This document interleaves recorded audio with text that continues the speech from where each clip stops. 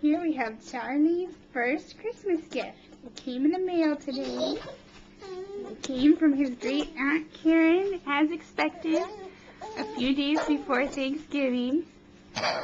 And the gift was supposed to be this thing right here, which is still in the paper. But the real gift, Charlie thinks, was all the tissue paper that he got to rip up and roll in. Yeah. And an empty box to bang on and put his toys in. Yeah. Can you say thank you for the tissue paper? Can you say thank you for the tissue paper?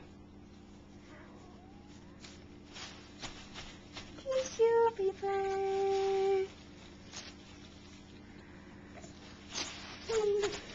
Yeah.